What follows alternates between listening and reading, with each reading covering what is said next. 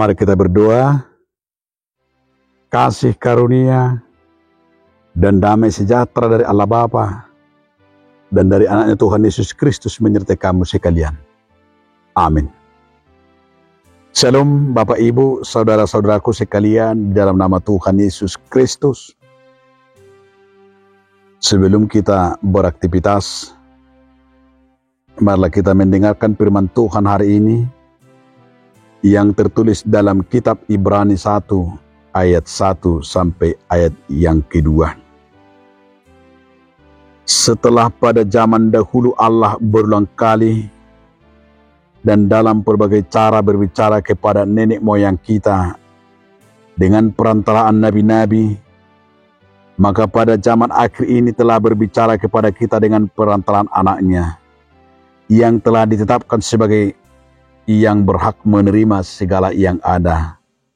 Oleh Dia Allah telah menjadikan alam semesta. Juk jalaragam na julu pabahenan di debata mama kulingi akka amai marhiti-hiti akka panurangi. Alai dia akka arena parpulio di pakulingi do hita marhiti anak nai. Ibana do di pabaki gawe sian parluhutani. Jala marhiti-hiti ibana do di toppa akka hasianganon. Demikian firman Tuhan. Saudaraku, nama Tuhan Yesus Kristus, judul firman ini, Allah berbicara melalui hambanya. Kita mendengar dan kita juga melihat begitu banyak cara untuk menyampaikan sebuah pesan. Mungkin juga dalam hal berita, mungkin juga hal yaitu menyampaikan suatu cerita. Berbagai alat-alat yang dipakai untuk memberitakan sesuatu hal. Itu juga termasuk adalah suara-suara yang dipakai. Suara manusia, suara media, suara macam-macam yang dipakai untuk cepat menyampaikan sebuah informasi. Dan ini juga yang mau disampaikan oleh firman Tuhan bagi kita.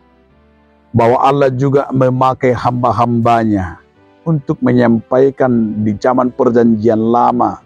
Kita mendengarkan suara Tuhan untuk menyatakan suara surgawi kepada kita lewat para hamba-hambanya. Tetapi dalam orang percaya hari ini, dalam perjanjian baru dan sampai saat ini, langsung, yaitu melalui Yesus Kristus yang turun langsung menyampaikan, yaitu suara surgawi. Itu cara Tuhan untuk menyampaikan, yaitu lewat Yesus Kristus kita mengenal surga. Sekarang juga mau disampaikan firman ini kepada kita, suara Tuhan. Bagaimana sampai di dunia ini. Suara kerajaan Allah agar sampai di dunia ini. Maka karena itu saudara-saudaraku, agar dunia ini mengenal dan mendengar suara Tuhan, kita juga mau dipakai oleh Tuhan lewat kita hamba-hambanya, menyampaikan lewat media. Apakah kita saudara-saudaraku bisa menjadi penyampaian suara surgawi di tengah-tengah dunia ini? Di saat kita perkatakan firman Tuhan dari hidup kita, dunia akan mengenal kehendak Allah. Dan itu juga yang mau disampaikan oleh penulis kitab Ibrani. Orang-orang percaya agar menjadi alat pendengar, alat suara Tuhan menyampaikan kehendaknya. Sehingga setiap orang percaya, orang-orang Kristen itu harus betul-betul alat Tuhan dan betul-betul yaitu suara Tuhan untuk menyampaikan kehendaknya. Biarlah kiranya kita sebagai orang yang sudah menerima saluran berkat menyampaikan suara Tuhan bagi dunia ini. Lewat perkataan kita ada yang mendengarkan, biarlah perkataan-perkataan kita dapat membuat orang lain terberkati. Dan dengan cara kita bahwa suara Tuhan dapat dikenal. Baiklah kita sebagai orang percaya dipakai untuk menyuarakan suara kebenaran dan suara surgawi.